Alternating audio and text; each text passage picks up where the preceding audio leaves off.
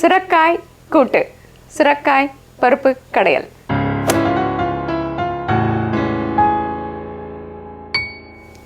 Hi, hello, வணக்கம். Dosa pizza உங்களை அன்புடன் வரவேற்கிறது. நான் கான்ஸ்டன்ட் ஜெயக்குமார். சுவையான சுரக்காய் கூட்டு அல்லது சுரக்காய் பருப்பு கடையல் எப்படி செய்கிறதுன்னு பார்க்க போகிறோம். இந்த சுரக்காய் பருப்பு கடையல் அப்படிங்கிறது வந்து ரொம்பவே ஒரு பழமையான பாரம்பரியமான விஷயத்தை தான் நம்ம பண்ண போகிறோம். அதாவது எல்லாத்துலேயுமே இஞ்சி பூண்டு சேர்த்துக்கணும் அப்படின்ற ஒரு அவசியம் இல்லை அப்படின்றது கொண்டு வர மாதிரியான பதார்த்தங்கள் தான் இவை. ஏன்னா இந்த பதார்த்தத்துக்கு ரொம்பவே பூண்டு அல்லது வெங்காயம் போன்ற பொருட்கள் இல்லாமலேயே ரொம்பவே நல்லா மிதமாக வயிற்றுக்கும் ரொம்ப நல்லாயிருக்கும். தோசை பீஸா எப்போவுமே அது மாதிரி தான் பண்ணுவோம் இல்லைங்களா? வாங்க அருமையான இந்த சுரக்காய் பருப்பு கடையல் அல்லது சுரக்காய் கூட்டு எப்படி பண்ணுறதுன்னு பார்க்கலாம். இது ரொம்பவே ஒரு சுலபமான முறையில் தயார் பண்ண போகிறோம் இல்லைங்களா? அதனால என்ன பண்ணலான்னா, பருப்பை நம்ம சமைக்க வேண்டிய குக்கர் பாத்திரம் அல்லது நம்ம எந்த பாத்திரத்தில் சமைக்கிறோமோ அந்த பாத்திரத்தில் போட்டுக்கலாம். போட்டு கழுவி எடுத்துக்கலாம். பருப்பு கழுவியாச்சு, தயாராக இருக்குது. அடுத்தது நம்ம என்ன பண்ண போகிறோம், நாம் அரிந்து வைத்த சுரக்காய் இது கூட சேர்த்துடலாம். பச்சை மிளகாய் மற்றும் இஞ்சி.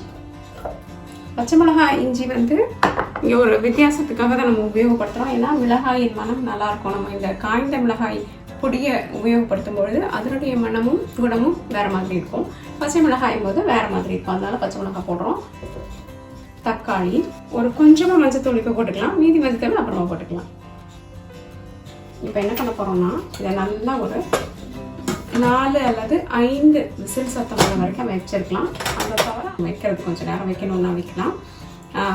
அந்த பருப்பு நல்லா வெந்தால் போதும். அதுக்கு மேலே நம்மளுக்கு இது வேகணும்னு அவசியம் இல்லை. ஏன்னா அந்த காய் நிச்சயமாக வெந்துடும். இந்த 3-4 சத்தத்துலேயே பருப்பு வேகிறது மட்டும்தான் நம்மளுடைய குறிக்கோளாக இருக்கணும்.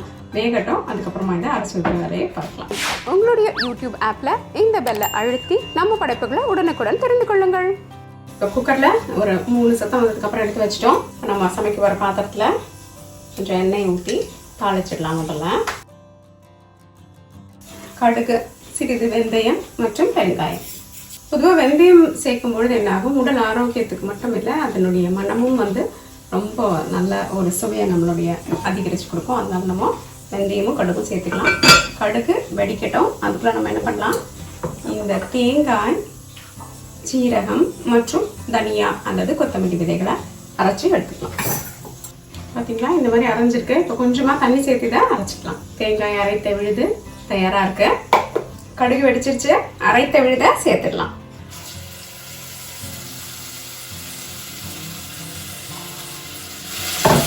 லேசாக கொஞ்சம் தண்ணி சேர்த்து இந்த விழுதை தயாராக வச்சுக்கலாம்.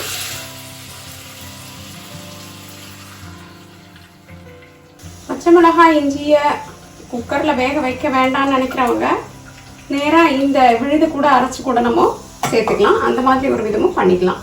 இப்போ மீதம் இருக்கிற மஞ்சள் தூள், தேவையான அளவு உப்பு சேர்த்துக்குவோம்.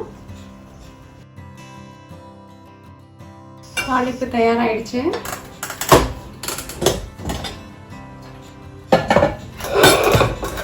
பார்த்தீங்களா, எல்லாம் நல்லா வெந்திருக்கு. இப்போ இதை கடைஞ்சி விட்டுக்கணும்.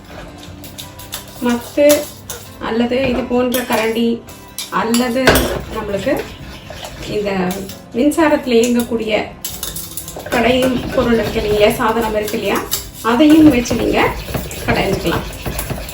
பிளெண்டர் அப்படின்ட்டு மின்சாரத்தில் இயங்கக்கூடிய இதெல்லாம் எல்லாமே நல்லா சேர்ந்து அரைச்சி கொடுக்கும். அப்படி இல்லைன்னா இது போன்ற ஒரு மத்து அல்லது விப்பர் போன்ற கரண்டிகளை வச்சு இதை நம்ம எடுக்கலாம்.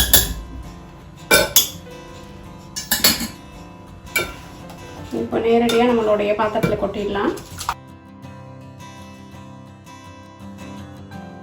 ஒரு சிறு தீயில ஒரு 5 நிமிஷத்துக்கு இது கொதிக்கணும். அப்போதான் என்ன ஆகும், இந்த சுவை எல்லாத்தையும் அதை உள் வாங்கிக்கும். அப்போ ரொம்ப நல்லா இருக்கும். அதனால ஒரு 5 நிமிஷத்துக்கு மூடி வச்சு சிறு தீயில கொதிக்க வச்சுருங்க. அதிகமான தீ வச்சிங்கன்னா என்ன ஆகும், அடியில் பாத்திரத்தில் பிடிச்சிடும். ஏன்னா அது பருப்பெல்லாம் போட்டிருக்கோம் இல்லைங்களா? அதனால சிறு தீயில வச்சு இப்போ மூடி வச்சு கொதிக்க வைங்க ஒரு 5 நிமிஷத்துக்கு. 5 நிமிஷம் நல்லா கொதிச்சிருச்சு பாருங்க. சிறு தீயில கொதிச்சு ரொம்ப அருமையாக எல்லாம் கலந்த மணிக்கு இருக்கு. இப்போ நம்ம என்ன பண்ணலாம்னா, எலுமிச்சை சாறு சேர்த்துக்கலாம். பொதுவாக எலுமிச்சை சாறு என்ன பண்ணணும்னா வைட்டமின் சி சத்து அதில் அதிகமாக இருக்கிறதுனால நமக்கு உடம்புக்கு சேர வேண்டிய எல்லாத்தையும் இந்த சி சத்து மூலியமாக தான் நம்மளால சேர்க்க முடியும். அதனால சி சத்து சேர்த்துக்கிறது நல்லது. ஆனால் ஒவ்வாமை இருக்கிறவங்க எலுமிச்சை சாறை தவிர்த்துடலாம். தேவைப்பட்டால் தக்காளியை கொஞ்சம் கூட அதிகமாக போட்டுக்கலாம். கடைசியாக கொத்தமல்லி இலைகளை தூவி அலங்கரிக்கலாம். நம்மளுடைய சுரக்காய் பருப்பு கடையல் அல்லது சுரக்காய் கூட்டு பரிமாறுவதற்கு தயார்.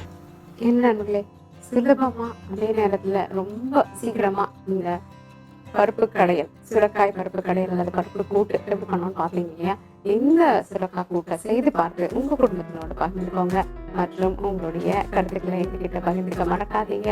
தோசை டு பீட்சா என்றென்றும் உங்க நாவிற்கும் வயிற்றுக்கும் நல்ல தரசுவை. இந்த வீடியோ உங்களுக்கு பிடிச்சிருந்தா லைக் ப்ரெஸ் பண்ணுங்க. தோசை டு பீட்சா மறக்காம சப்ஸ்கிரைப் பண்ணுங்க மற்றும் உங்களுடைய நண்பர்களுக்கு உறவினர்களுக்கு இந்த லிங்கை பகிர்ந்துக்கோங்க. நன்றி, வணக்கம்.